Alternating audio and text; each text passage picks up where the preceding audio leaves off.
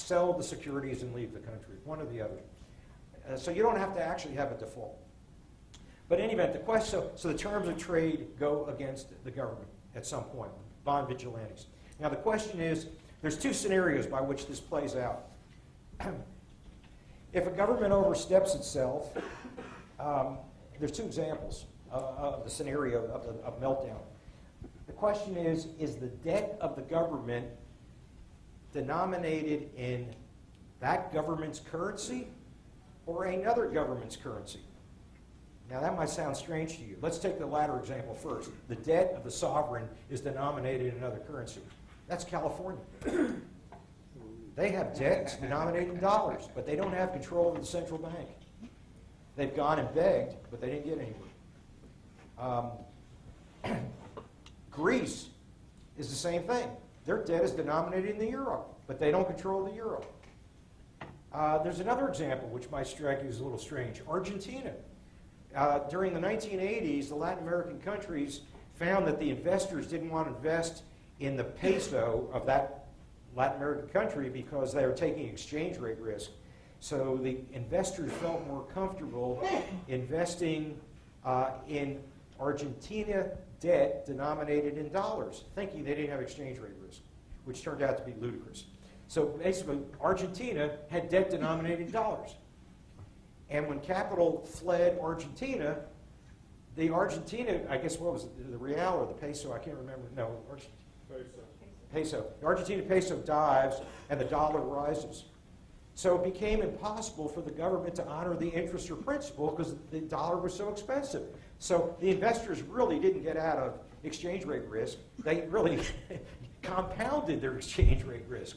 But anyway, Argentina, as one of many Latin American countries in the 1980s, sold their debt denominated in the dollar, and the naive investors thought they were covered for exchange rate risk. And basically, because the debt was denominated in dollars, it made it impossible for the government to tax enough in the peso to convert to dollars to pay the debt off. So the debt goes down. So, and in that instance, you have no central bank that you command control of. So you go down. And Argentina today, then the only question is, how many pennies you get on the dollar?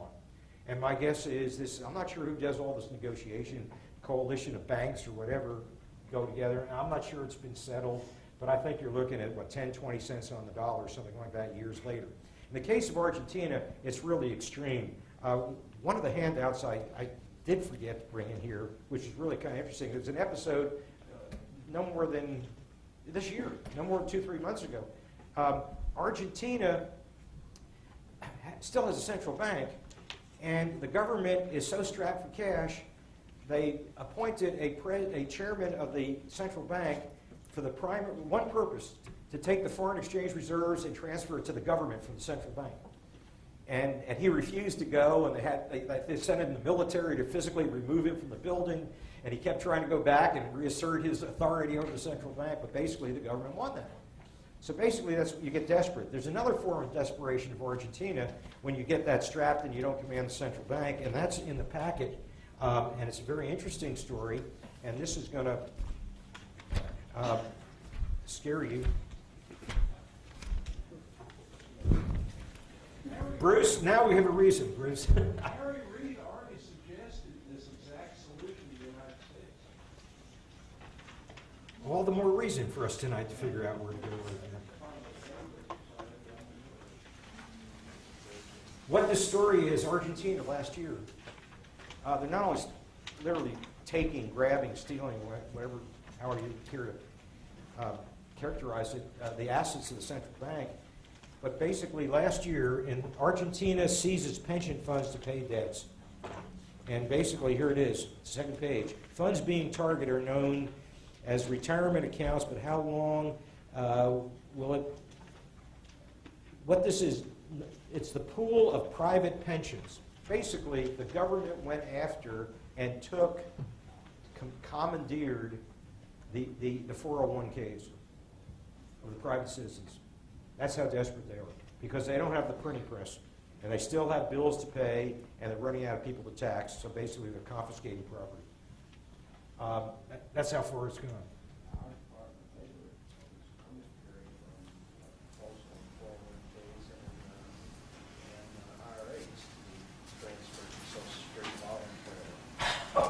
voluntary transfer of 401ks to the IRS. You mean for our goodwill? Okay, so it's coming here. Previews of coming attractions, folks. Now it's voluntary. At some point it won't. All right. Now the other meltdown scenario is a scenario where the government has its debt denominated in a currency in its own central bank, and basically that's our situation. We have federal debt denominated in dollars. We have a central bank that prints dollars, and that's where the buyer of last resort, the central bank, comes in when you have a deficit that can't get financed either by domestic savers or foreign savers, and you can't coerce people to buy the debt through these regulatory commands, etc. Then the question becomes, will the central bank give up its independence of monetary policy? And that's what independence means. When Ben Bernanke, it all happened in the last 6 weeks. He went back up for renominated and confirmation, and he was very assertive that he's going to draw the line, that he's going to have an independent central bank and the importance of an independent central bank. And the importance of an independent central bank means I can say no to the government when the government can't finance its debt, and I don't necessarily have to start running the printing press and buy the debt. That's what an independent central bank, and he drew the line and said, this is as far as I'm going to go. And basically he has a golden parachute because I presume he can go back to Princeton. And he's going to draw that line. So basically then the question is, how do they get rid of him? And that's easy. It turns out it's phenomenally easy. Currently, there are 3 of the 7 members of the Board of Governors who are up for we have 3 vacancies out of 7. 3 out of 7. Obama's already appointed 2.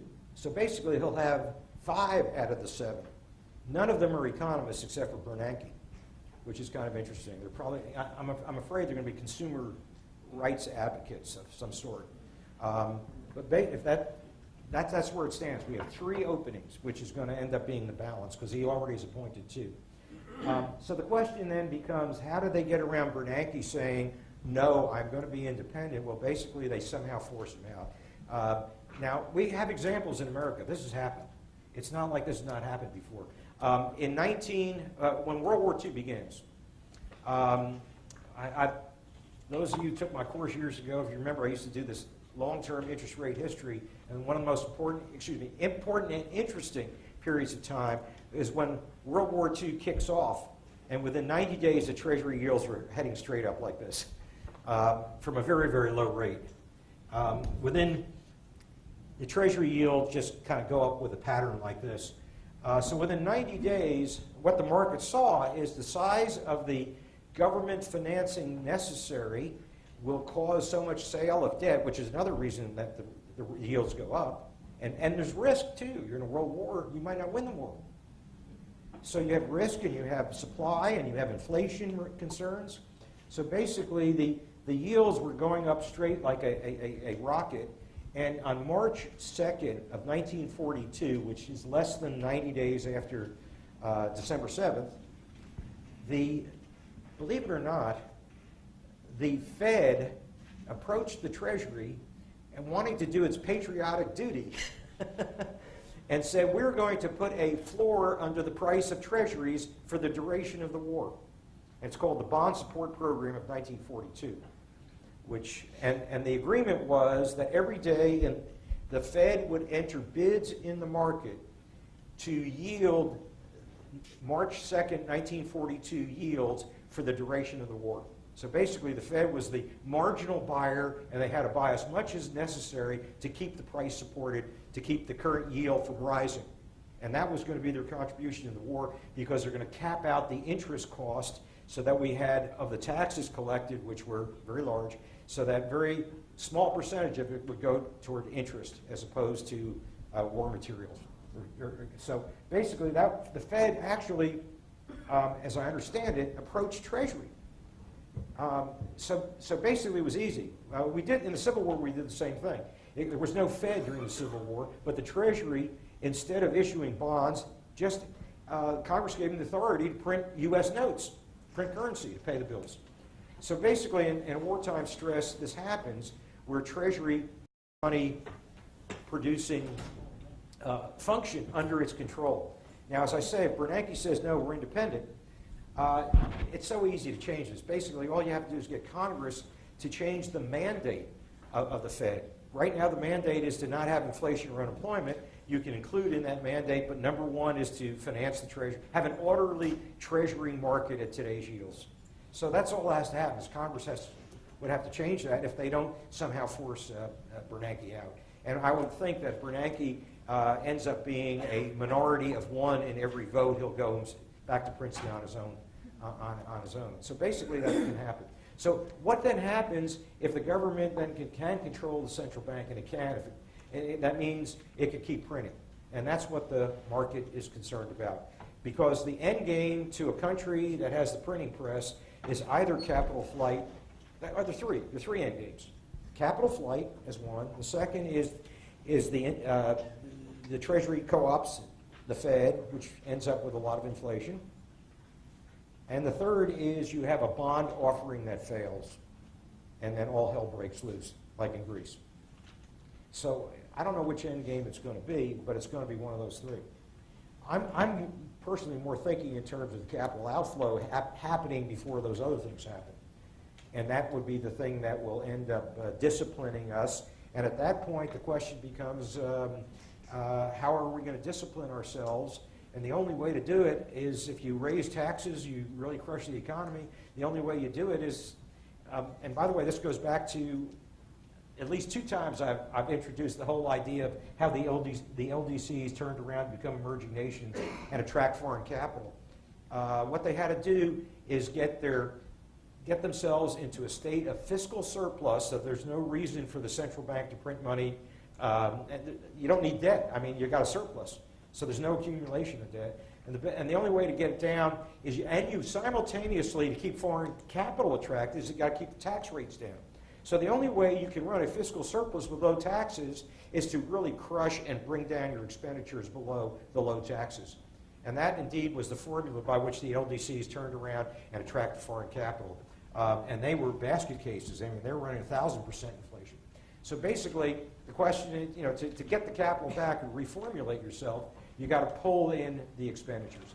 So basically, we're at a point where one of those things will happen, or the other thing would happen is, instead of defaulting on the debt or have a takeover of the central bank by the government, the other possibility is to default on our entitlements. Now, this administration does not appear to me to be an administration that's going to default on its entitlements. And because they're trying to extend them. So either the voters have to step in, or the capital leaves. So then the question is,